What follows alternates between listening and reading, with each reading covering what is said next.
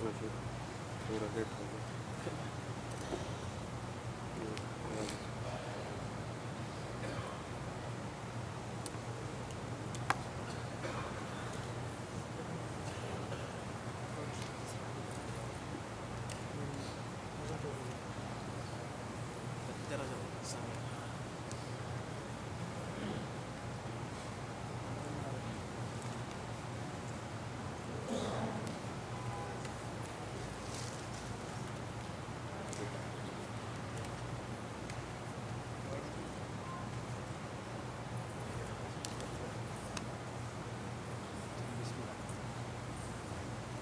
السلام عليكم ورحمة الله وبركاته.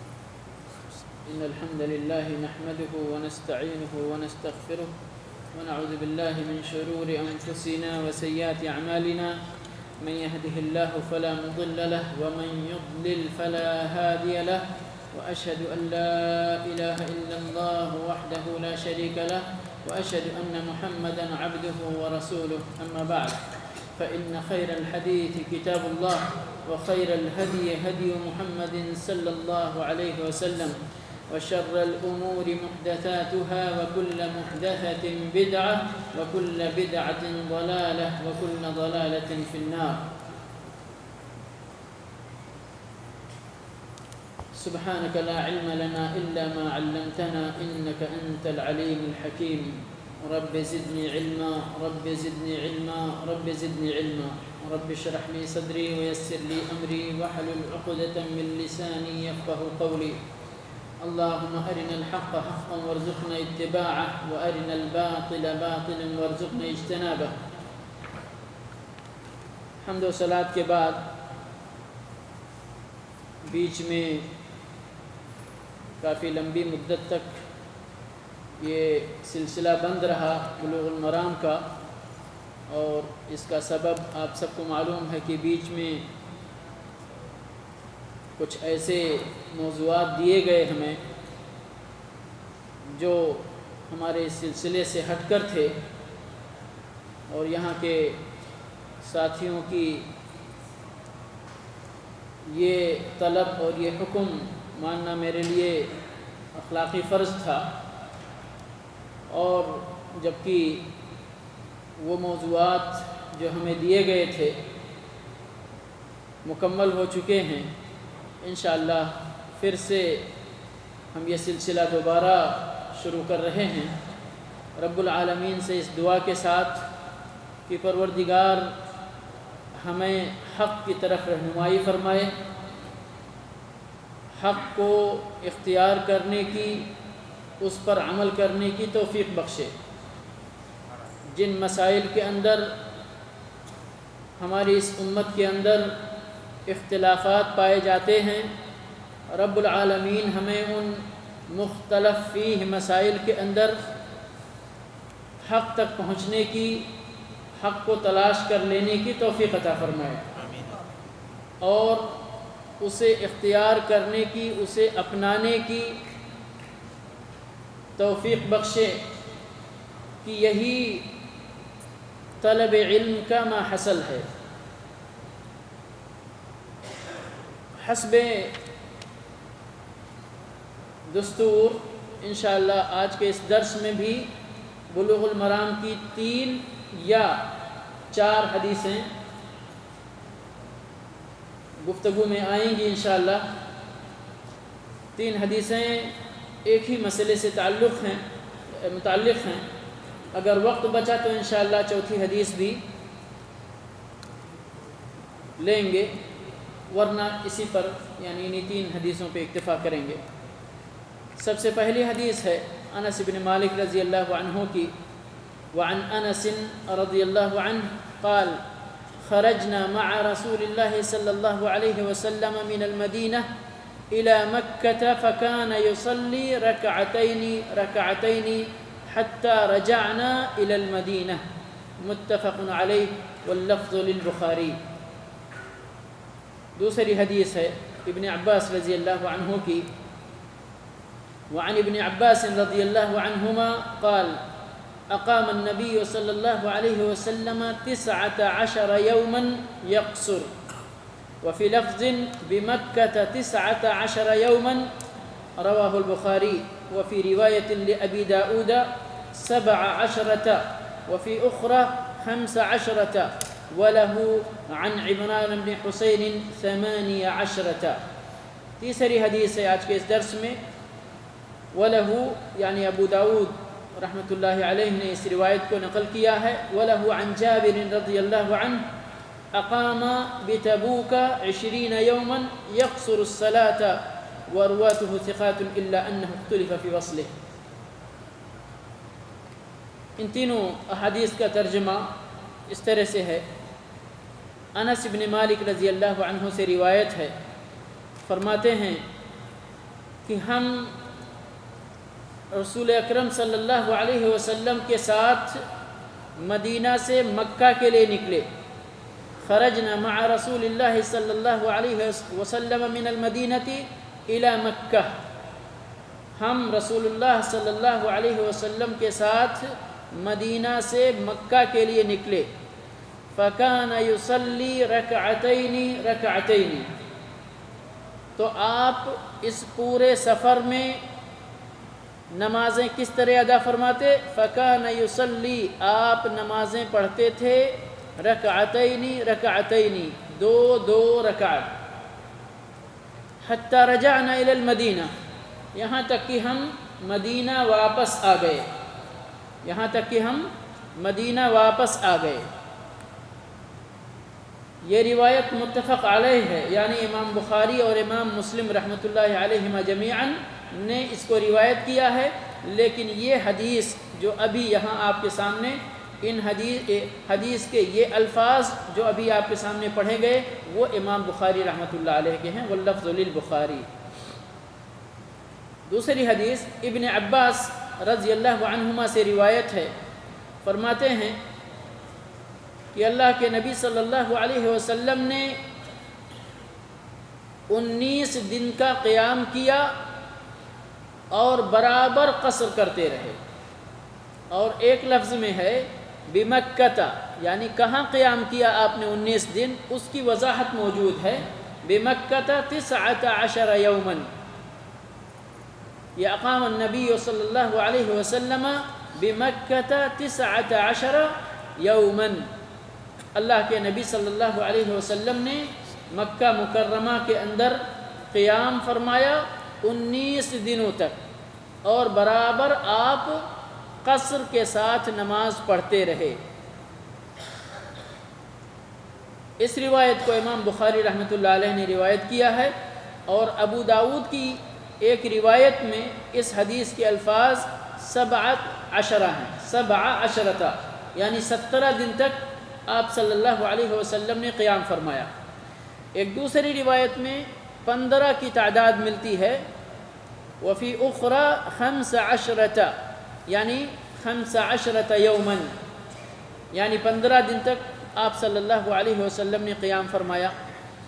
اسی طرح ابو داود کی ایک روایت میں ہے 17 دن کی بات ملتی ہے، اس میں 17 یومن مذکور نہیں ہے، وہ میری طرف سے ہے. 17 یعنی 17 دن تک. اور ایک دوسری روایت میں 15 یعنی 15 دن. وَلَهُ عن عمران بن حسین 18. ابو داود کی ایک روایت میں عمران ابن حسین رضی اللہ عنہ سے روایت ہے، وہ 18 دن کی روایت پیش کرتے ہیں. ابھی کتنے اقوال ہو گئے؟ 19 دن، 18 دن، 17 دن، 15 دن. گھبرائیں نہیں، انشاءاللہ اس کی وضاحت آپ کے سامنے پیش کی جائے گی باذن اللہ تعالی انشاءاللہ. تیسری روایت ہے، امام ابو داود رحمۃ اللہ علیہ نے اس کو روایت کیا ہے، اور وہ روایت ہے حضرت جابر رضی اللہ عنہ سے. وَلَهُ عن جابر رضی اللہ عنہ اقام بتبوک 20 یوما. آپ صلی اللہ علیہ وسلم نے تبوک کے اندر مقام تبوک میں 20 دن تک قیام فرمایا. یقصر الصلاۃ برابر نماز کو قصر کے ساتھ ہی ادا فرماتے رہے. اور اس روایت کے سارے راوی ثقہ ہیں البتہ اس کے موصول ہونے میں، یعنی روایت موصول ہے یا منقطع ہے، بیچ میں کسی راوی کے ساقط ہونے کا خدشہ ظاہر کیا گیا ہے اس سلسلے میں، لیکن عمومی طور پر روایت انشاءاللہ قابل اعتماد ہے۔ تینوں حدیثوں کی مختصر سی وضاحت اور اس کے بعد جو مسئلہ اس کے اندر بیان کیا گیا ہے انشاءاللہ اس مسئلے کی وضاحت پیش کی جائے گی۔ خرجنا مع رسول اللہ صلی اللہ علیہ وسلم من المدینہ الى مکہ فکان یصلی رکعتین رکعتین۔ سب سے پہلے نمبر پر یہ کس وقت کی بات ہے، یہ کس موقع اور کس سفر کی بابت یہ گفتگو ہو رہی ہے؟ آپ کو معلوم ہے کہ اللہ کے نبی صلی اللہ علیہ وسلم نے جب سے مکہ کو ترک کیا، مکہ سے ہجرت کر کے آپ صلی اللہ علیہ وسلم مدینہ تشریف لائے، کتنی بار آپ مکہ کی طرف آپ نے سفر کیا؟ پہلا سفر آپ کا ہوتا ہے عمرے کے لیے سن 6 ہجری میں۔ کس سن میں؟ سن 6 ہجری میں، جس میں مکہ والوں نے آپ کو عمرہ کی ادائیگی سے روک دیا، منع کر دیا مکہ میں داخل ہونے سے۔ یہ سن 6 ہجری کا واقعہ ہے، اور جب منع کر دیا گیا آپ کو، اللہ کی طرف سے آپ کو اشارہ ملا کہ صلح اختیار کی جائے، لڑائی اور جھگڑے سے پرہیز کیا جائے، اسی وقت سورہ فتح نازل ہوئی، اور اللہ کے نبی صلی اللہ علیہ وسلم نے مقام حدیبیہ میں قیام کیا ہوا تھا، اسی جگہ مکہ والوں اور مسلمانوں کے درمیان معاہدہ طے پایا، صلح نامہ طے پایا، اور اسی صلح میں یہ بات طے پائی کہ اس سال مسلمان عمرہ نہیں کریں گے۔ جتنے لوگ، ان کی تعداد تقریباً 1500، 1400 سے 1500 تک بتائی جاتی ہے، بعض روایتوں میں 1400 ہے، 1450 ہے، 1500 ہے۔ یہ سارے کے سارے لوگ اللہ کے نبی صلی اللہ علیہ وسلم کی قیادت میں عمرے کے لیے جا رہے تھے، روک دیا گیا، اسی جگہ پڑاؤ ڈال دیے، اور پھر گفت و شنید جاری رہی یہاں تک کہ معاہدے پہ ختم ہوئی۔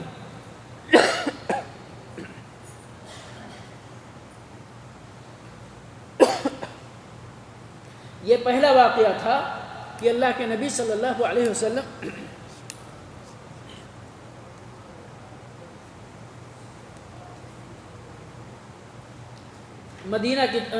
مدینہ سے مکہ کی طرف سفر کر رہے تھے،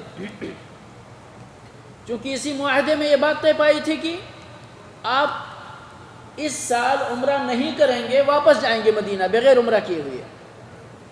پھر کب کریں گے؟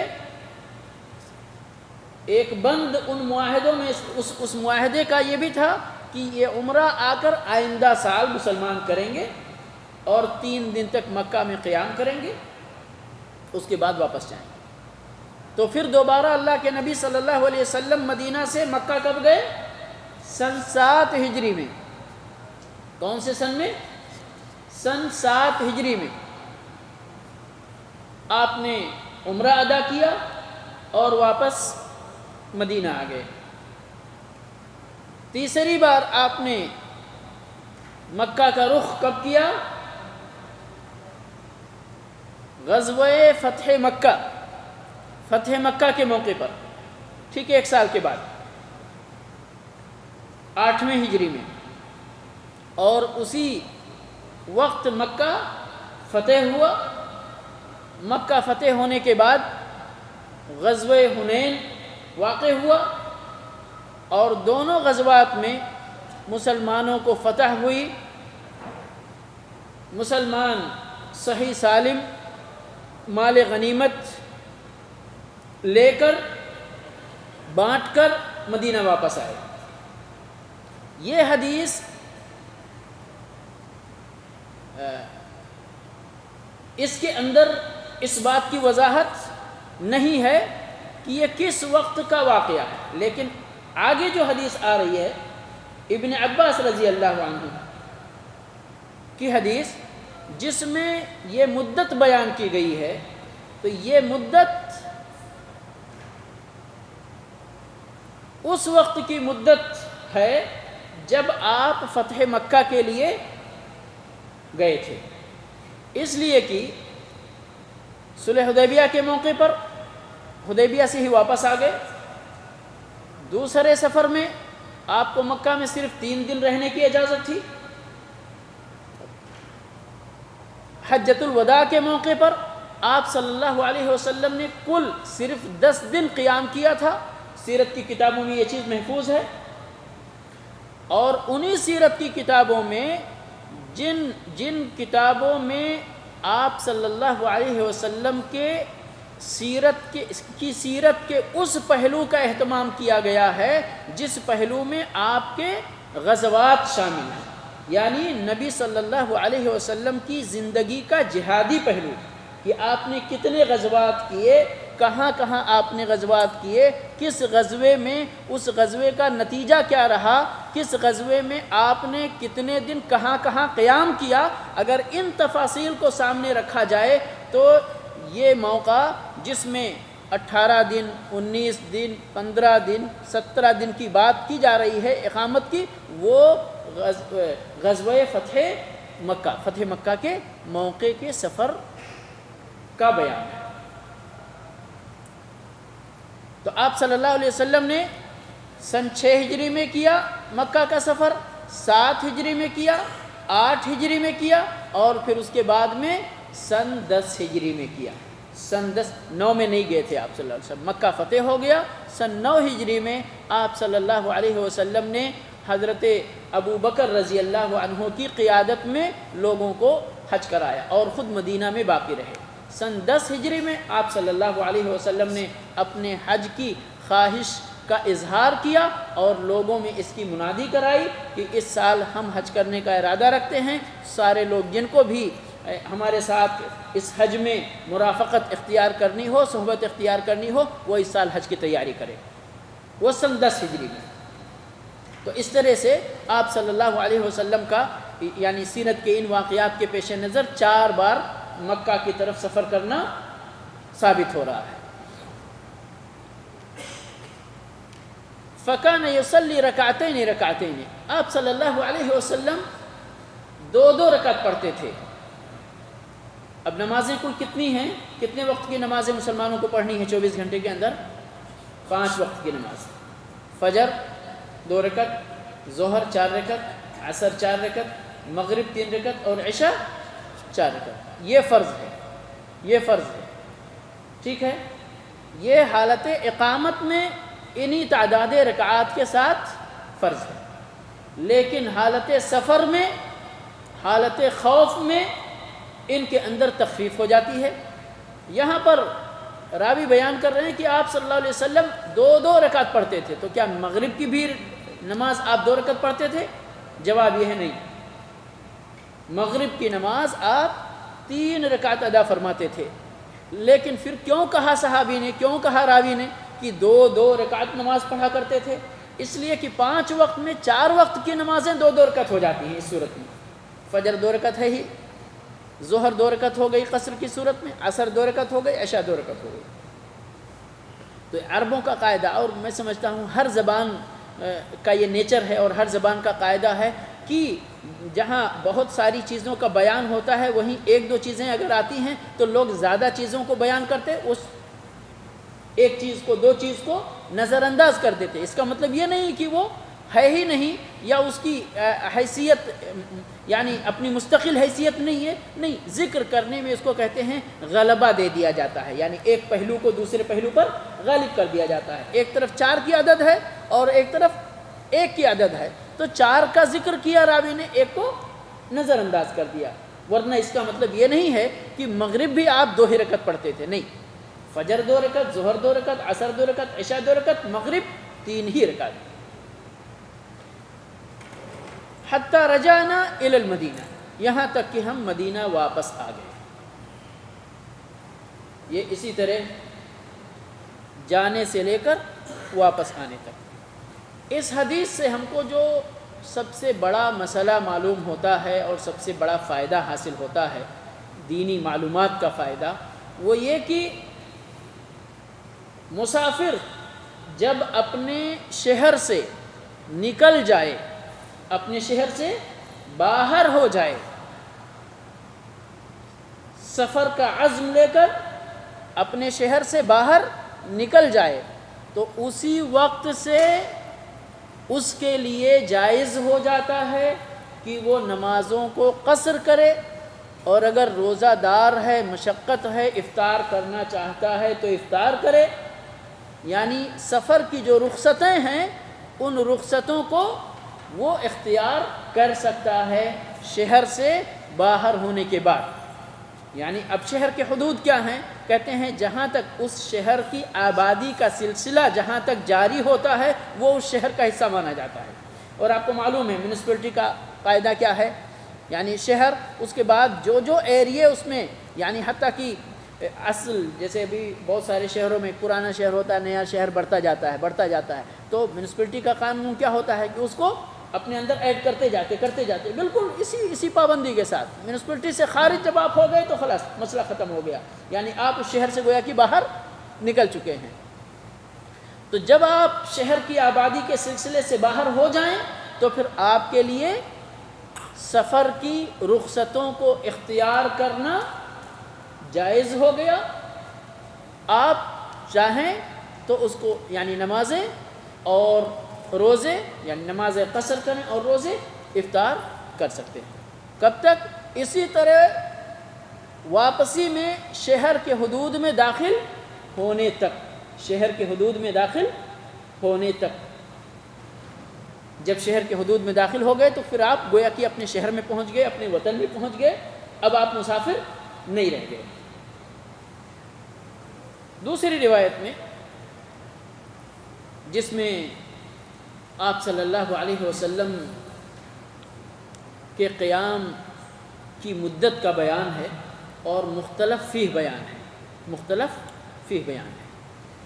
19 دن، 18 دن، 17 دن، بیچ میں 16 چھوڑ کر 15 دن، یہ 4 روایتیں ملتی ہیں، 4 اقوال ملتے ہیں،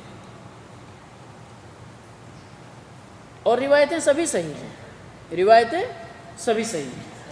لیکن ان روایتوں میں 15 کی جو روایت ہے، 15 دن کی، وہ روایت چونکہ اور 19، 18 اور 17 یہ تینوں کی بات ذرا اچھے انداز میں بن جاتی ہے، ان کا حل ذرا آسانی سے مل جاتا ہے، اس لیے ان کو کہتے ہیں کہ ان روایتوں پر بھروسہ کیا جائے گا، اور 15 کی روایت کو شاذ مانا جائے گا۔ یہ علم حدیث کا ایک قاعدہ ہے، قانون ہے کہ جب ایک ہی واقعے کو مختلف راوی مختلف انداز میں اختلاف کے ساتھ بیان کریں تو یہ دیکھا جائے گا کہ کس روایت کو یا کس پہلو کو زیادہ لوگ کس انداز میں بیان کرنے والے ہیں۔ مثال کے طور پر 19، 18، 17 کو بیان کرنے والے زیادہ لوگ ہیں، ٹھیک ہے، 15 کو بیان کرنے والے لوگ کم ہیں، اگرچہ یہ بھی ثقہ ہیں، یہ بھی عدل ہیں، ان کا بھی قوت حافظہ عام طور پر مضبوط ہے، لیکن ہے تو انسان نا، کمپیوٹر تو نہیں ہے، سمجھ گئے۔ ایک طرف آپ خود یعنی حتیٰ کہ ہم اپنی معمول کی زندگی میں روزانہ جو ہے برتتے ہیں، اگر کوئی خبر ہم تک آتی ہے اور اس خبر کے نقل کرنے والوں کی تعداد، خبر اگر دو انداز میں بیان کی جائے اور ایک کے بیان کرنے والوں کی تعداد 10 ہو اور ایک کی بیان کرنے والوں کی تعداد 1 ہو، تو ہم خود کہتے ہیں، خود فیصلہ اپنے آپ میں کر لیتے ہیں کہ نہیں بھائی دیکھو اس خبر کے بیان کرنے والے، دیکھو ہم ان کا بھی احترام کرتے ہیں، یہ بھی سچ بولتے ہیں، جھوٹ نہیں بولتے، لیکن اس طرح بیان کرنے والے زیادہ لوگ ہیں، جھوٹے یہ بھی نہیں ہیں، جھوٹے یہ بھی نہیں ہیں، بیوقوف لوگ یہ بھی نہیں ہیں، بیوقوف یہ بھی نہیں ہیں، ٹھیک ہے، سب لوگ مضبوط قوت حافظہ کے مالک ہیں، سچے ہیں، عدول ہیں، نمازی ہیں، روزے دار، پرہیزگار، سب کچھ ہیں، ٹھیک ہے۔ ایک طرف تعداد زیادہ ہے، ایک طرف تعداد کم ہے، تو بھولنے کا چانس جو ہے ایک طرف کم ہے، دوسرے طرف زیادہ ہے۔ اسی بات پر فیصلہ کر لیا جاتا ہے بھئی ادھر کی تعداد زیادہ ہے۔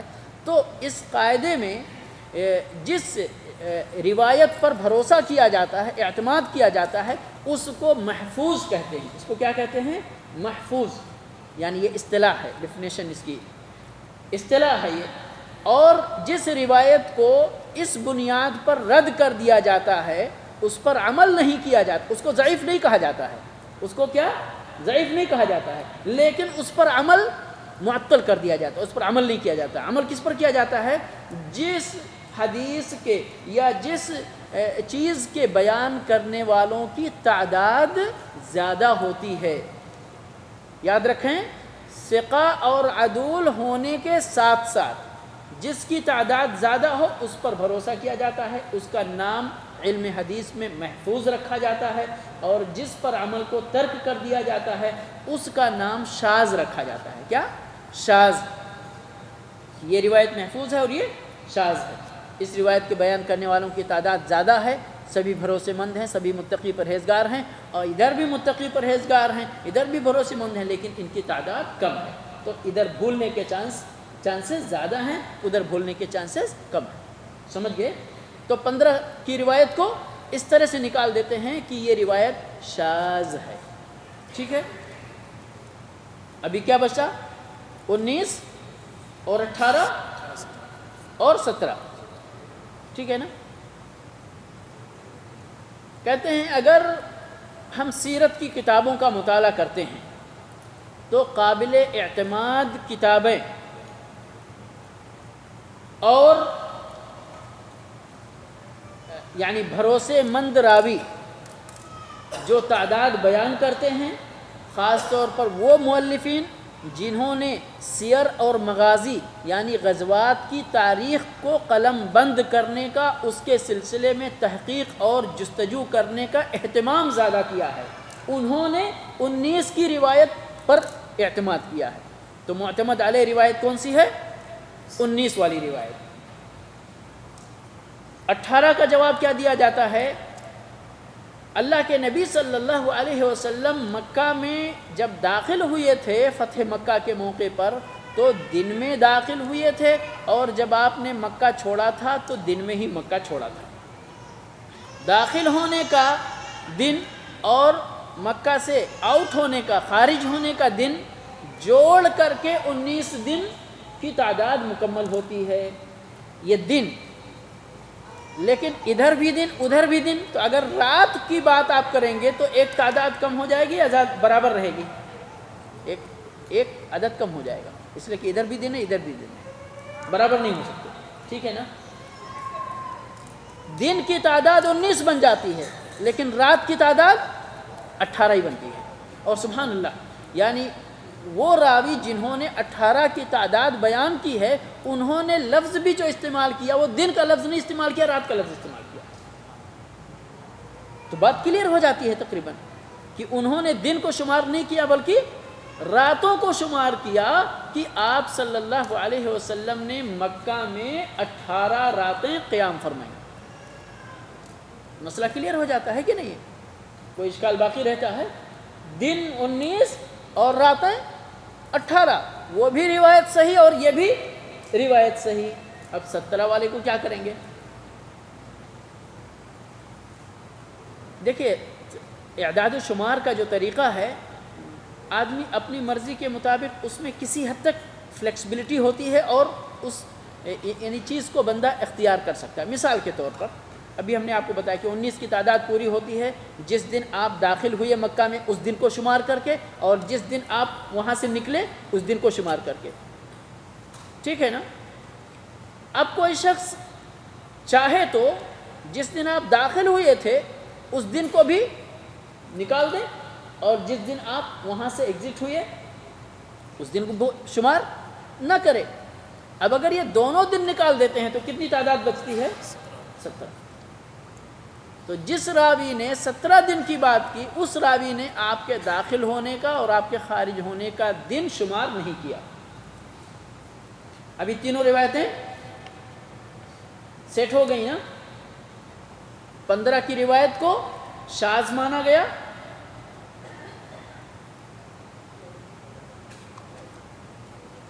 باقی 19، 18 اور 17 3 روایتوں پہ اعتماد کیا گیا۔ 19 کی تعداد پوری ہوتی ہے آپ جس دن داخل ہوئے اور جس دن وہاں سے خارج ہوئے، دونوں دنوں کو شمار کر کے دن کا اعتبار کیا جائے تو آپ کے 19 دن بنتے ہیں، رات کا اعتبار کیا جائے تو 18 دن بنتے ہیں۔ کلیئر ہے انشاءاللہ؟ کسی بھائی کو کوئی سوال اس سلسلے میں؟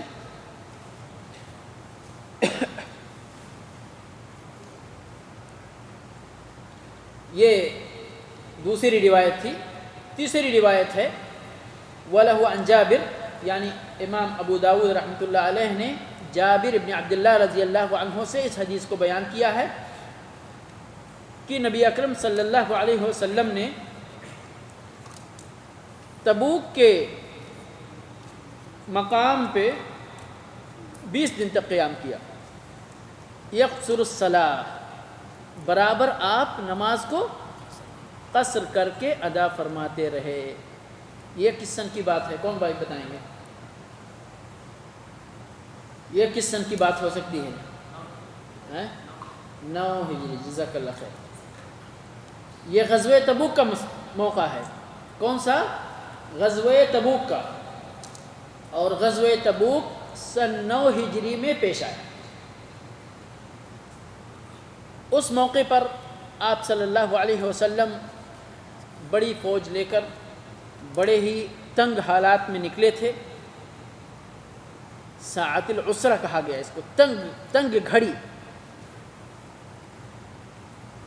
کھجور پکنے کا ٹائم تھا، لوگوں کو حرموں کے اندر آج اللہ رب العالمین نے کتنی نعمتیں دے دی ہیں، لیکن اس وقت کھجور اور بہت تھوڑے اور کوئی پھل آس پاس میں مل جاتے تھے، نہیں تو تھوڑے جو، تھوڑے گندم، نہیں تو اونٹ کا دودھ، بکری کا دودھ، یہی ہوتا تھا ان کی خوراک۔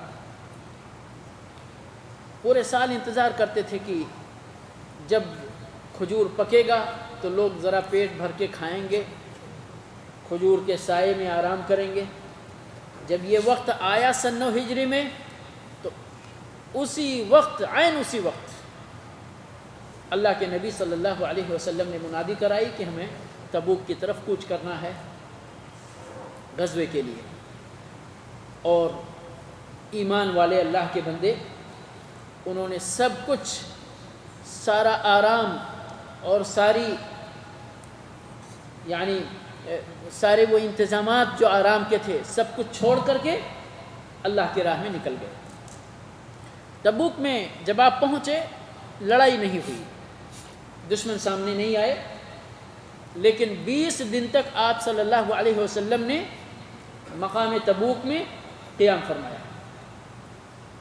اور یہ پرانے زمانے میں لڑائی کے رسم و رواج میں سے ایک رسم تھی کہ فاتح فوج، جس فوج کو فتح حاصل ہوتی تھی وہ فوراً میدان چھوڑ کر جاتا نہیں تھا، فوراً میدان چھوڑ کر واپس نہیں جاتے تھے، رہتے تھے کچھ دن وہاں پر، تاکہ اپنا ایک طرح سے جو یعنی جنگی اصطلاح میں کہہ سکتے ہیں کہ اپنا رعب دبدبہ اس علاقے میں قائم کر کے اپنی دھاک بٹھا کر پھر واپس جائیں۔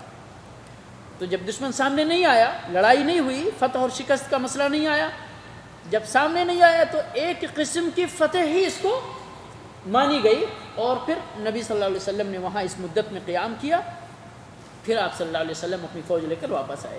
اس مدت کی بات راوی بیان کر رہے ہیں کہ اس پوری مدت میں نبی صلی اللہ علیہ وسلم قصر نمازیں ہی ادا فرماتے رہے۔ ابھی تینوں روایتوں کو اگر جمع کر دیتے ہیں تو کیا خلاصہ آپ اخذ کر رہے ہیں کہ یہ بلوغ المرام کے مصنف، بلوغ المرام کے مؤلف ان تینوں حدیثوں کو اکٹھا بیان کر کے کیا مسئلہ بیان کرنا چاہتے ہیں؟ کیا مسئلہ بیان کرنا چاہتے ہیں؟ یہ یعنی حافظ ابن حجر رحمۃ اللہ علیہ کی بہت بڑی خوبی ہے اس کتاب کے اندر کہ ایک ہی مسئلے کے تعلق سے وہ 2 3 4 جتنی حدیثیں صحیح ان کو مل سکتی، حتیٰ کہ بعض اوقات میں اگر صحیح نہیں ملتی تو ضعیف بھی اس کے ساتھ ملا دیتے، جیسا کہ پچھلے دروس میں کہیں کہیں ہم نے پوائنٹ آؤٹ کیا ہے، بتایا ہے کہ یہ حدیث جو ہے اتنی قابل اعتماد نہیں ہے، ضعیف ہے، لیکن موضوع کے مناسبت سے ابن حجر رحمۃ اللہ علیہ اس کو ذکر کر دیتے ہیں کہ کوئی تحقیق کرے، ہو سکتا ہے اس کی تحقیق کے مطابق یہ الفاظ اس کے سامنے رہیں گے یا سند اس کے سامنے رہیں گے تو میں بھی. تو یہاں جو آپ نے دیکھا قصر کی بات، پہلی روایت میں قصر کی بات نکلنے سے لے کر کے واپسی تک، ٹھیک ہے نا، یعنی رخصت سفر اپنانے کی ابتدا کب ہو اور اس کی انتہا کب ہو، ہے کہ نہیں. یہ ابواب میں نے شروع میں غالباً نہیں بتایا، اور چونکہ یہ سلسلہ منقطع ہو چکا تھا بھائیوں کو بتانا چاہیے تھا. دراصل یہ بلوغ المرام میں جو جس باب میں ہم چل رہے ہیں وہ مسافر اور مریض کی نماز کی کیفیت کے سلسلے میں گفتگو ہو رہی ہے. وہ حدیثیں جمع کی گئی ہیں اس باب کے اندر جس سے مسافر اور مریض، بیمار اور مسافر، یہ دونوں کیسے نماز پڑھیں، کن حالات میں کس طریقے سے نماز پڑھیں، اس کے سلسلے میں حدیثیں جمع کی گئی ہیں. تو ابھی یہ تینوں حدیثیں جو جمع کی گئیں کہ رخصت سفر کو اپنانے کا آغاز کب ہو اور اس کا اختتام کب ہو، اس کا خاتمہ کب ہو، ہے کہ نہیں. تو یہ حالت سفر میں نماز کے طریقے سے متعلق چیز ہے. کتنا پڑھنا ہے؟ 4 رکعت والی نمازیں کتنی پڑھنی ہیں؟ 2 رکعت پڑھنی ہے، اور 3 ہی پڑھنا ہے، جو کہ دیگر دلیلوں سے ثابت ہے. اس کے بعد جو دوسرا سب سے اہم مسئلہ ہے، اور یعنی علماء کے نزدیک بھی یہ مسئلہ بڑا اہم رہا ہے، وہ مدت سفر، جو معتبر مدت سفر ہے قصر کے لیے، وہ کیا ہے. یعنی کتنے دن تک بندہ سفر میں رہے تو قصر کر سکتا ہے، اور کتنے دنوں کا قیام اگر پکا ہے تو اس کو قصر کرنے کی گنجائش نہیں ہے، بلکہ اس کو پوری نماز پڑھنا ہے. اس کے سلسلے میں خلاصے کے طور پر، یعنی مؤلف صاحب بلوغ المرام حافظ بن حجر رحمۃ اللہ علیہ ان روایتوں کے ذریعے یہ مسئلہ ہم تک پہنچانا چاہتے ہیں. ٹھیک ہے، اب اس مسئلے کو ہمیں سمجھنا ہے تو کس طرح سمجھنا ہوگا؟ دیکھیں، مسافر جب گھر سے نکلتا ہے، یقیناً آپ جانتے ہیں کہ مسافر یوں ہی اپنا گھر نہیں چھوڑتا ہے، اس کی کوئی ضرورت ہوتی ہے، کوئی حاجت ہوتی ہے، کوئی کام ہوتا ہے جس کو کرنے کے لیے وہ اپنا گھر بار چھوڑ کر سفر اختیار کرتا ہے کہ نہیں. تو جب آدمی سفر کرتا ہے تو یا تو وہ پری پلان سفر ہوتا ہے، سمجھئے کہ ہم فلاں جگہ جا رہے ہیں، وہاں ہم کو 10 دن رہنا ہے، وہاں ہم کو 1 مہینے رہنا ہے، 2 دن رہنا ہے، 4 دن، 1 دن، جیسا بھی ہو، جتنی اس کی پری پلان ہوتی ہے. ایک ہوتا ہے بندہ نکلتا ہے لیکن اس مشن کی نوعیت ایسی ہوتی ہے کہ وہ پری پلان کر ہی نہیں سکتا ہے. سمجھ گئے نا؟ نکل گیا، اب وہ اس کو جو ذمہ داری ملی ہے وہ ذمہ داری پوری کر کے آنا. اس کو 1 دن لگے، 2 دن لگے، 4 دن لگے، کتنا لگے نہیں معلوم. دونوں مسئلے الگ الگ سمجھ میں آ رہے ہیں نا؟ اب ایک آدمی جو پری پلان کر کے نکلتا ہے، وہ، اور ایک آدمی جو بغیر کسی پلاننگ کے نکلتا ہے، دونوں برابر تو نہیں ہو سکتے نا، دونوں کی نوعیت الگ الگ ہے. اللہ کے نبی صلی اللہ علیہ وسلم کی یہ جو نکلنے کی، چاہے 19، 18، 17، 15 کی جو بھی روایتیں آئی ہیں، یہ کن حالات میں ہیں؟ آپ لڑائی کے لیے نکل رہے ہیں، ہے کہ نہیں؟ غزوہ کے لیے نکلے ہوئے ہیں، اور غزوہ کی مدت کیا پہلے سے آدمی پری پلان کر سکتا کہ کتنے دن کے لیے ہم کو خلاص لڑائی ادھورے میں 10 دن رہنا ہے، چاہے کچھ ہو چاہے نہیں ہو؟ نہیں. تو عمومی طور پر ان روایتوں کے بارے میں اگرچہ علماء نے ان سبھی تعداد کو سامنے رکھتے ہوئے کہا کسی نے جس نے 19 کی تعداد لے لی، کہا 19 دن تک آدمی قصر کر سکتا ہے، 19 دن سے زیادہ قصر نہیں کر سکتا ہے۔ جس نے 18 دن والی روایت قبول کی، اس نے کہا 18 دن قصر کر سکتا ہے، اس سے زیادہ نہیں کر سکتا۔ جس نے 17 لیا اس نے 17، جس نے 15 لیا اس نے 15، سمجھ گئے؟ جس نے یہ تبوک والی روایت 20 دن کی لی، اس نے کہا 20 دن کر سکتا ہے، اس سے زیادہ نہیں کر سکتا ہے۔ جبکہ یہ روایتیں میرے بھائی اور دوستو دراصل چونکہ پری پلان والی روایتیں ہے ہی نہیں، تو اس لیے ان روایتوں سے استدلال کرنا یہ یعنی برمحل نہیں ہوگا۔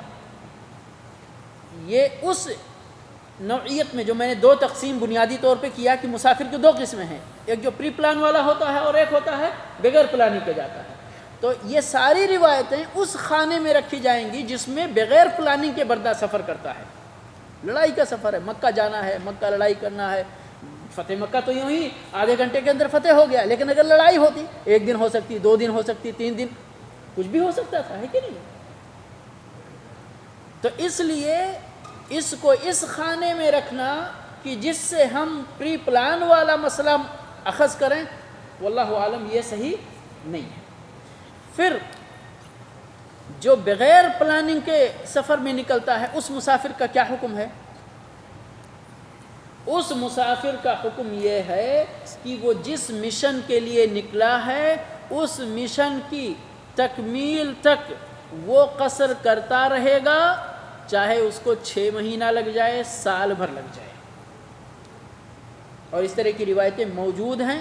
عبداللہ ابن عمر رضی اللہ عنہ نکلے تھے، وہ ماوراء النہر خراسان کی طرف جو ہے گئے تھے، تو ادھر واپس آ رہے تھے تو برف گر گئی۔ یہاں تو عربوں میں برف ہوتی نہیں تھی، ادھر برف گر گئی تو راستہ بند ہو گیا۔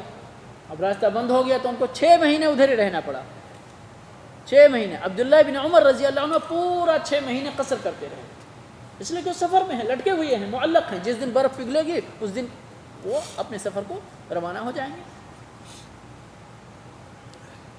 تو مسئلہ اس میں نہیں ہے، مسئلہ جو بغیر پلاننگ کے نکلے ہیں ان کو یعنی فکس ہے ہی نہیں کوئی پلان کہ ہم کتنے دن تک، تو ان کو وہ خلاص علی طول مسافر ہے، وہ ان کا کوئی مسئلہ نہیں ہے۔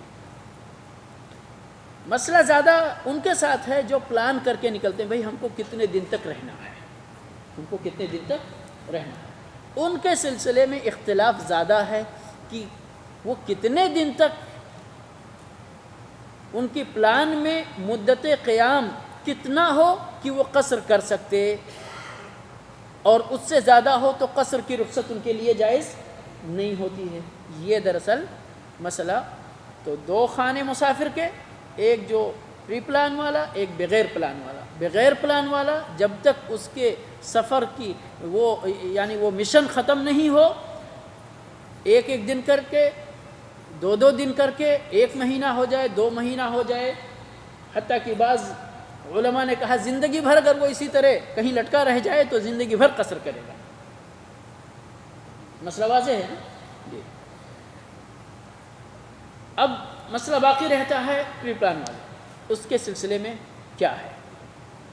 اس کے سلسلے میں اکثر بیشتر علماء نے نبی اکرم صلی اللہ علیہ وسلم کا حجۃ الوداع کے جو موقع پر سفر آپ نے کیا تھا، اس موقع پر مدت قیام کو اپنے لیے دلیل اور بنیاد بنا کر انہوں نے کہا کہ نہیں، کوئی بھی شخص آنے جانے کی مدت، یا یہ کہیے جس دن اس جگہ پہنچا ہے اور جس دن اس جگہ سے نکل رہا ہے، یہ دونوں دن چھوڑ کر کے کوئی بھی اگر 4 دن سے زیادہ رہتا ہے، 4 یا 4 دن سے زیادہ رہتا ہے تو اس کو نماز پوری پڑھنی پڑے گی۔ دلیل کیا ہے؟ دلیل یہ ہے کہ اللہ کے نبی صلی اللہ علیہ وسلم حجۃ الوداع کے موقع پر 4 ذو الحجہ کو مکہ میں داخل ہوئے تھے، شہر مکہ میں کتنے؟ 4 ذو الحجہ کو داخل ہوئے تھے۔ اور آپ کو معلوم ہے حج کے لیے حاجی کس تاریخ کو نکلتا ہے مکہ سے؟ 8 ذو الحجہ کو۔ تو آپ 4 میں داخل ہوئے یا 8 میں نکل گئے؟ بیچ میں کتنا دن بچتا ہے؟ 5، 6 اور 7، ٹھیک ہے نا؟ یہ 3 دن بچتا ہے. اس 3 دن کے اندر نبی صلی اللہ علیہ وسلم قصر کی نماز پڑھتے رہے. جب آپ حج کے لیے نکل گئے تو آپ وہاں 8 تاریخ کو مینا میں ہیں، 9 تاریخ کو عرفہ چلے گئے، 9 کی رات کو مزدلفہ آ گئے، اور پھر جب واپس آئے مینا میں تو پھر 3 دن تک آپ مینا میں رہے. اس کے بعد نکل کر مکہ چلے آئے، ہے کہ نہیں؟ پھر تو آپ چلتے ہی رہے. تو کہتے ہیں کہ اکٹھا آپ کا قیام جو آپ کی زندگی میں آپ کے سفر میں ملتا ہے وہ یہی 3 دن کا آنے جانے، یعنی جس دن داخل ہو رہے ہیں جس دن نکل رہے ہیں، دونوں دن کو اگر چھوڑ دیا جائے تو جو مدت ملتی ہے وہ 3 دن کی مدت ملتی ہے بس. اس لیے ہم نبی صلی اللہ علیہ وسلم کی اس سنت کو اپناتے ہوئے یہی مسئلہ اخذ کریں گے کہ 3 دن سے زیادہ یا 4 دن سے زیادہ آنے جانے کی مدت، داخل ہونے اور خارج ہونے کی مدت کو چھوڑ کر اگر کوئی عزم کرتا ہے، پلاننگ کرتا ہے کہ صاحب ہم کو، جیسے مثال کے طور پر ہمارے بہت سارے بھائی مکہ جاتے ہیں آخری عشرے میں، اور ان کا پلان ہوتا ہے کہ صاحب ہم 10 دن مکہ میں رہیں گے، آخری عشرہ پورا کا پورا ادھر ہم قیام کریں گے. عزم ہے. نارملی کوئی ایب نارمل کوئی کچھ واقعہ ہو جائے وہ ایک الگ مسئلہ ہے کہ نہیں ہے؟ تو اس کو پھر اس صورت میں ان علماء کے اس یعنی اجتہاد اور اس حکم کو سامنے رکھتے ہوئے اس بندے کے لیے کہا جائے گا کہ جو 10 دن کا قیام مکہ میں کر رہا ہے اور پہلے سے پلاننگ ہے اس کی، تو اس کو پوری نماز پڑھنی چاہیے. ٹھیک ہے؟ لیکن واللہ تعالی اعلم ابن تیمیہ رحمۃ اللہ علیہ نے اس سلسلے میں جس طرح آپ کو اگر یاد ہو پہلے درس میں، جو اس سے پہلے درس، کہ سفر کی مسافت کتنی ہونی چاہیے جس سفر میں ہم قصر کر سکتے، ڈسٹینس کی بات جہاں پر لمبی گفتگو وہاں بھی ہوئی تھی. روایتوں میں 4 میل سے لے کر کے اور 48 میل تک بات مختلف روایتوں میں 4 میل، 4 فرسخ اور 4 برد کی روایتیں ملتی ہیں، جو کہ بالترتیب 4 میل، 12 میل اور 48 میل بن جاتی ہیں. سمجھ گئے؟ یہ مختلف ڈسٹینس ہیں.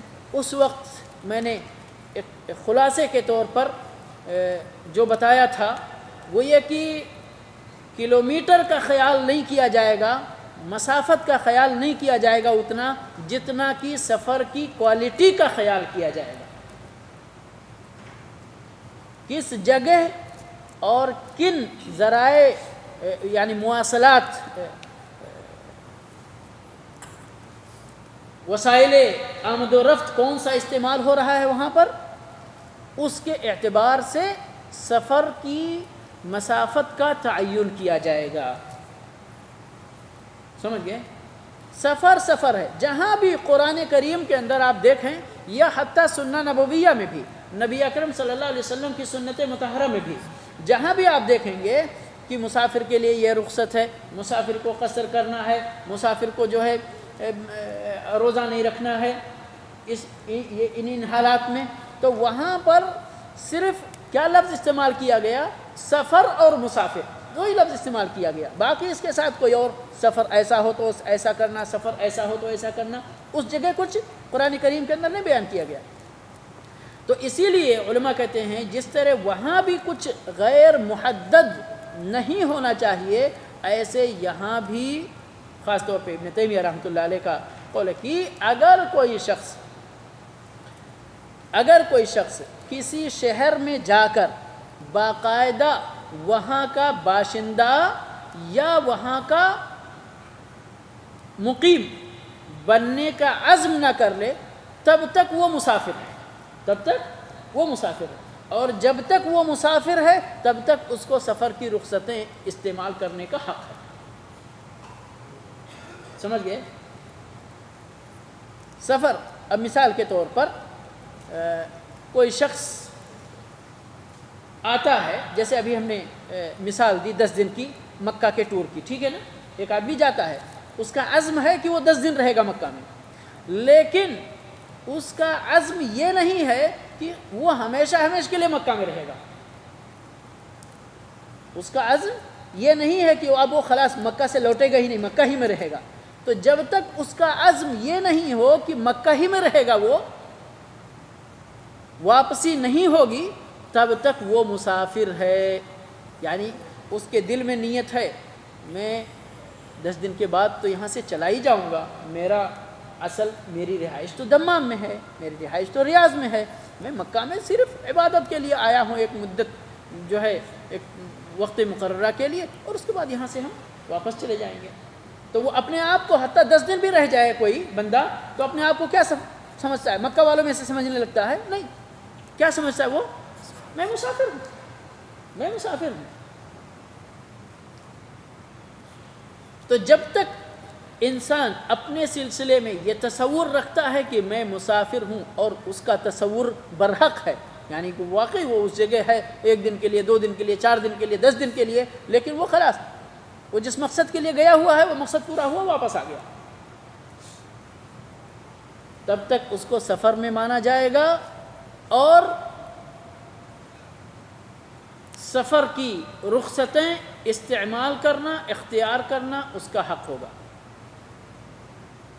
ہاں، جب کوئی شخص وہاں جا کر وہاں کا مقیم بننے کا ارادہ کر لے، بھلے ہی ایک چیز نوٹ کر، یعنی یہاں سے گیا لیکن پہلے اس کا ارادہ نہیں تھا، بعد میں اس کا ارادہ ہو گیا کہ اب وہیں وہ رہے گا، تو اب جیسے ہی اس کی نیت تبدیل ہوئی کہ اب وہ مقیم بن گیا، ویسے ہی وہیں سے اس کے سفر کی رخصتیں ختم ہو گئیں.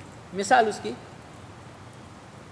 ایک بندہ جیسا کہ سب لوگ نام دیتے ہیں آزاد ویزے پر ہے،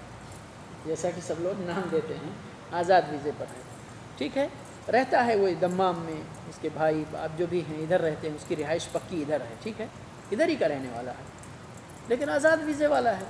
گیا وہ عمرہ کرنے 1 دن کے لیے، اس کے نیت میں تھی کہ دیکھیں گے ذرا کہیں کام لگ جائے گا تو دیکھا جائے گا، اور گیا، اتفاق سے ایک ہی دن ہوا کہ اس کو وہاں پہ ایک جاب مل گئی.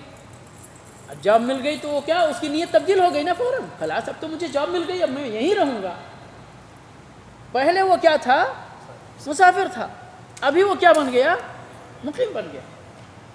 جس وقت سے اس کے دل کے اندر نیت بدل گئی کہ ابھی میں مسافر تھا اور ابھی تو مجھے یہاں رہنا ہے، خلاص، بھلے ہی یہ 3 دن کی، 4 دن کی، 10 دن کی، 5 دن کی جو مدت لوگ علماء بات کرتے ہیں، وہ مدت ابھی کمپلیٹ ہو نہ ہو اس سے کوئی مطلب نہیں ہے، خلاص ابھی وہ مقیم ہو گیا، بھلے ہی 1 دن کے بعد ہو، ابھی اس کو وہ رخصت اختیار کرنے کا معاملہ اس کے ساتھ نہیں رہ گیا. بات سمجھ میں آ رہی ہے؟ مسئلہ واضح ہے؟ ابھی مشکل ہے. اب یہاں مسئلہ 2 ہمارے سامنے خود یعنی فیصلہ کرنے میں مشکل ہو رہی ہے، اس لیے کہ دونوں میں دلیل جو ہے بڑی قوی ہے. ادھر جو 4 دن کی بات کرتے ہیں کہ اللہ کے نبی صلی اللہ علیہ وسلم کی پوری زندگی میں، سفر کی زندگی میں 3 دن سے زیادہ، دیکھیں لڑائی کے جتنے بھی یعنی وہ غزوات کے، چاہے تبوک کا واقعہ ہو، وہاں بھی گئے ہیں تو آپ کو معلوم نہیں ہے نا کہ ہم کو لڑائی، بھئی 10 دن گزر گیا، لڑائی کے میدان میں ہے آدمی، ہو سکتا ہے اینی ٹائم، کسی بھی ٹائم دشمن کی الغار ہو سکتی ہے، دشمن کا حملہ کسی بھی ٹائم ہو سکتا ہے، جس ٹائم ہو اس ٹائم ہو، خلاص آگے بھی آ سکتا ہے، پیچھے بھی جا سکتا ہے، یہ نہیں ہے. تو لڑائی کے یا غزوات کے واقعات میں آپ کی مدت اقامت کا جو تعداد ملتی ہے، وہ تعداد ہمارے اس بحث سے خارج ہے ابھی، کیونکہ آپ کو تھوڑی دیر پہلے میں نے بتایا کہ وہ اس کالم میں آتا ہے جس میں سفر پری پلان نہیں ہے، تو وہ مسئلہ ختم ہو گیا نا. پھر وہ 20 دن کی بات ہو، 18 دن کی، 19 دن کی، وہ مسئلہ ختم ہو گیا. آپ کے پورے سفر کی زندگی، پورے زندگی میں سفر میں اکٹھا جو قیام کی مدت ملتی ہے وہ یہی 3 دن کی مدت ملتی ہے. اس لیے جو مدت ہم کو اپنے نبی کی حیات طیبہ سے مل گئی اس سے تجاوز نہیں کرنا چاہیے. یہ ہے ان علماء کی دلیل. یہاں ابن تیمیہ رحمۃ اللہ علیہ اور جو بھی ان کی رائے رکھنے والے ہیں وہ کہتے ہیں کہ بھائی یہ 3 دن کی مدت، یہ ایک اتفاق ہو سکتا ہے کہ اللہ کے نبی صلی اللہ علیہ وسلم نے 3 دن کی مدت اختیار کی اور اس میں آپ نے قصر کیا، لیکن سفر تو سفر ہے، چاہے وہ 5 دن کا ہو چاہے 10 دن کا ہو، جب تک وہ بندہ اپنی نیت کو تبدیل کر کے سفر سے اقامت میں نہیں لاتا تب تک وہ مسافر ہی مانا جائے گا اور اس کو سفر کی رخصتیں اس کا رائٹ ہوں گی، اس کے حق میں۔ دونوں میں فیصلہ کیا جائے واللہ تعالی اعلم۔ جس طرح اللہ رب العالمین حق کی توفیق عطا فرمائے، عمومی یعنی سفر میں رخصتیں اختیار کرنا، سفر میں رخصتیں اختیار کرنا افضل ہے نا، افضل ہے نا، مستحب ہے نا، واجب نہیں ہے، یاد رکھیے گا۔ اگرچہ بعض علماء نے واجب کی بات کی ہے لیکن حقیقت میں واجب نہیں ہے، انشاءاللہ گفتگو آئے گی تو بتائیں گے، واجب نہیں اور گفتگو ہو چکی ہے۔ ایک طرف ایک افضل چیز ہے، دوسری طرف اگر اس کو چھوڑتے ہیں تو جائز کے دائرے سے تو وہ چیز باہر نہیں ہے نا، لیکن نمازوں کو مکمل پڑھنا اور ادھوری پڑھنا یہ مسئلہ تو بڑا خطرناک ہے اپنے آپ میں۔ آپ رخصت اختیار کرنے کے چکر میں اگر اپنی نماز کو ادھوری کر بیٹھے تو خطرہ ہو سکتا ہے کہ نہیں ہے ہمارے انجام کے لیے۔ اس لیے جہاں پر ایک افضل کو ترک کرنے میں آپ کو آپ کا فرض کما حقہ دل کے اطمینان کے ساتھ ادا ہو رہا ہو تو آدمی کو اپنی یعنی میں اتنا بڑا مجتہد تو نہیں ہوں لیکن جو چیز اللہ رب العالمین میرے دل میں ڈال رہا ہے وہ یہی ہے کہ ایسی صورتحال کا سامنا جہاں پر ہو جائے وہاں پر پھر انسان کیا کرے، اپنے دین کے لیے احتیاطی پہلو اپناتے ہوئے کم والی چیز کو اختیار کر لے۔ جس طرح علماء نے کہا 4 دن پڑھتا ہے، اس کے علاوہ اگر ہے تو پوری پڑھے، جائز تو ہے ہی، افضلیت ہی ترک ہوا نا اس سے۔ تو واللہ تعالی اعلم۔ اگرچہ ابن تیمیہ رحمۃ اللہ علیہ کے اس کلام میں بہت قوت ہے، بہت یعنی استدلال بہت ہی قوی ہے۔ اگر وقت ہے تو ایک حدیث اور مختصر ہے انشاءاللہ لیں گے۔ کتنا ہو چکا وقت ہے؟ 10 منٹ، انشاءاللہ 10 منٹ لے لیں گے انشاءاللہ۔ وعن انس رضی اللہ عنہ قال كان رسول الله صلى الله عليه وسلم إذا ارتحل في سفره قبل أن تزيغ الشمس أخر الظهر إلى العصر ثم نزل فجمع بينهما فإن زاغت الشمس قبل أن يرتحل صلى الظهر ثم ركب، متفق عليه۔ وفي رواية الحاكم في الأربعين بإسناد صحيح صلى الظهر والعصر ثم ركب۔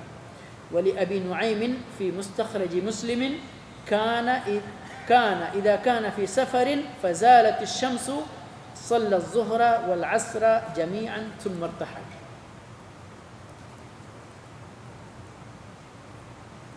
انس بن مالک رضی اللہ عنہ سے روایت ہے، فرماتے ہیں کہ رسول اکرم صلی اللہ علیہ وسلم اثناء سفر، یاد رکھیں یہ نقطہ ترجمہ میں حدیث کو سمجھنے کے لیے، اثناء سفر، سفر کے دوران جب یعنی سفر جب لمبا ہوتا تھا تو چلتے چلتے پڑاؤ ڈالتے تھے، آرام کرتے تھے، ہے کہ نہیں؟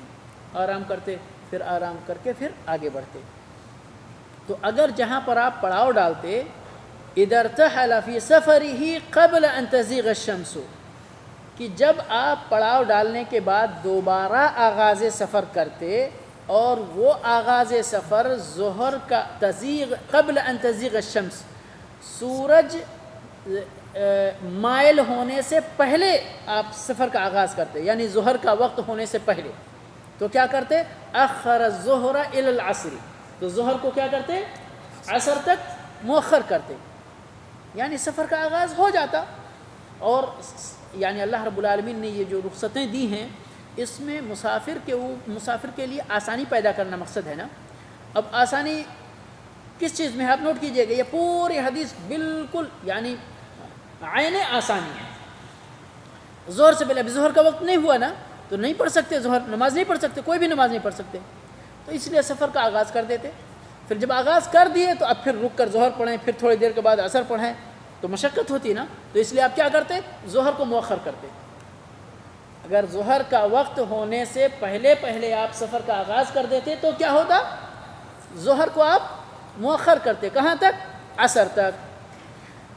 ثم نزل، پھر کیا کرتے آپ، سواری سے اترتے، یعنی وہاں پر مختصر پڑاؤ ڈال بریک لیتے، اور کیا کرتے، فجمع بینہما، دونوں نمازوں کو جمع کرتے، دونوں نمازوں کو جمع کرتے، ظہر پڑھتے پہلے، پھر عصر پڑھتے۔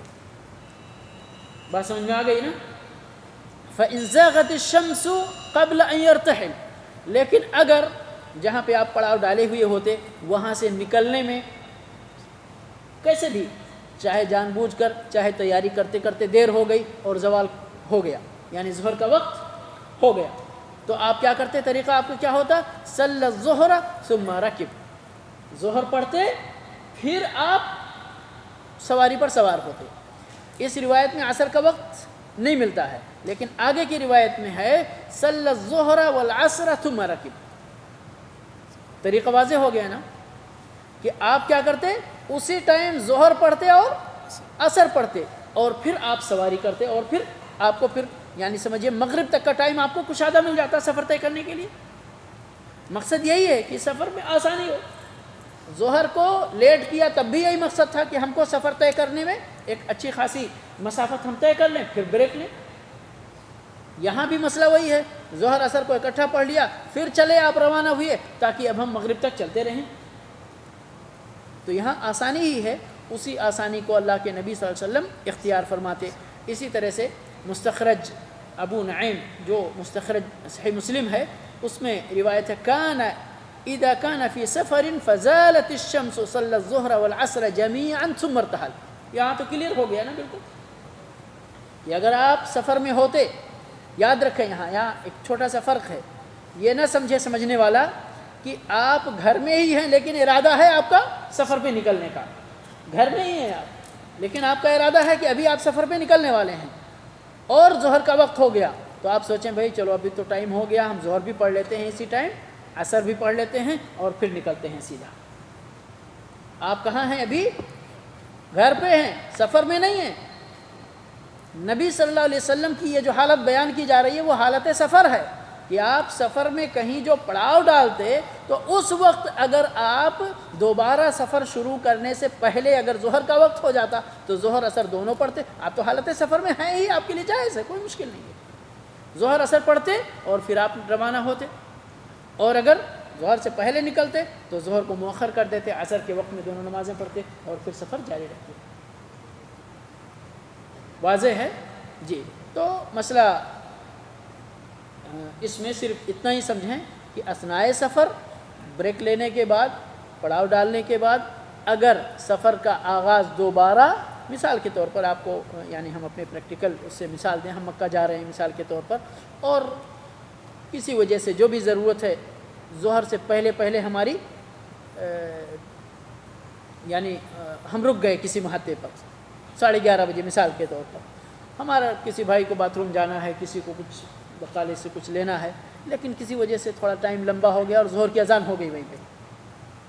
اب کوئی شخص وہاں سوچے بھی چلو ٹھیک ہے ظہر کی اذان ہو گئی ہے تو ہم کو ظہر اور عصر یہیں پڑھ لینا چاہیے تاکہ آگے ہم کو سہولت کے ساتھ سفر، کوئی مشکل نہیں ہے، ظہر پڑھیں، عصر پڑھیں اسی ٹائم میں اور پھر سفر کو کنٹینیو رکھیں۔ لیکن اگر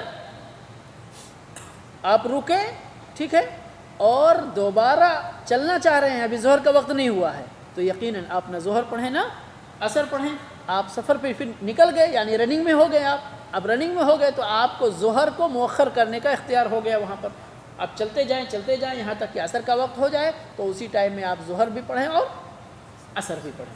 مسئلہ واضح ہے نا انشاءاللہ؟ جی،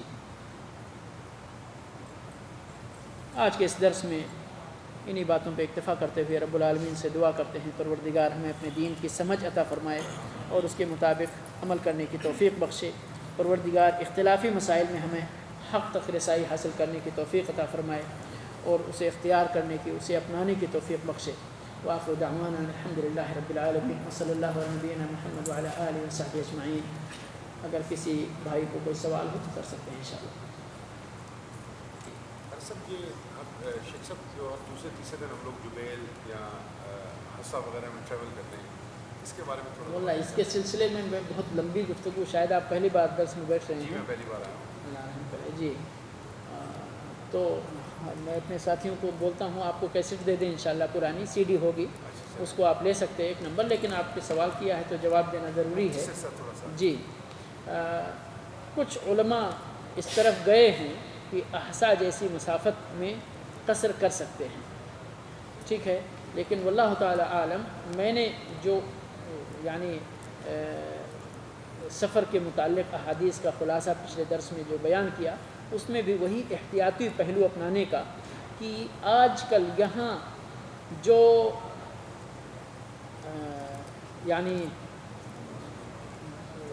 وسائل آمد و رفت جو استعمال ہو رہے ہیں اور سڑکوں کی جو کوالٹی ہے، ٹریفک کا جو طریقہ ہے کہ آپ ماشاءاللہ 1 گھنٹے میں 1.5 گھنٹے میں 100-150 کلومیٹر سفر طے کر لیتے ہیں، اور باقاعدہ کچھ لوگ یہاں سے جبیل جاتے ہیں، ڈیوٹی کر کے واپس آ جاتے ہیں، الحصہ جاتے ہیں، ڈیوٹی کر کے واپس آ جاتے ہیں۔ تو احتیاط کا تقاضا یہی ہے کہ اس مسافت میں قصر نہ کی جائے، احتیاط کا تقاضا یہی ہے کہ اس مسافت میں قصر نہ کی جائے، اس لیے کہ آپ پوری نماز پڑھیں گے تو آپ کسی گناہ کے مرتکب نہیں ہوں گے انشاءاللہ۔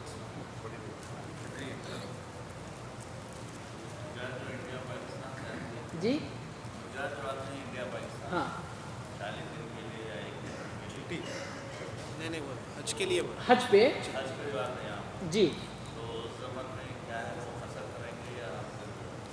اب میں نے آپ کو جو ابھی میرا فارمولہ جو شاید غور نہیں کیا آپ، اگر ابن تیمیہ رحمۃ اللہ علیہ کے قول کو سامنے رکھتے ہیں تو اس کو قصر کرنے کی اجازت ہے، لیکن جس طرح دوسرا قول ہے، اور بہت سارے امام مالک رحمۃ اللہ علیہ، امام شافعی رحمۃ اللہ علیہ، میں سمجھتا ہوں تقریباً سارے اماموں کا، جمہور کا قول یہی ہے کہ 4 دن کی جو مدت ہے یعنی خروج دخول کو چھوڑ کر کے، اس سے زیادہ اگر عزم ہے تو پھر قصر نہیں کرنا چاہیے، پوری نماز پڑھنا چاہیے۔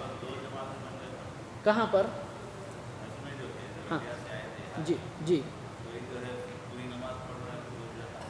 نہیں، دیکھیے حج کے دوران کی بات الگ ہے، یاد رکھیں، حج کے دوران کی بات سنت یہی ہے کہ قصر کی جائے، سمجھ گئے؟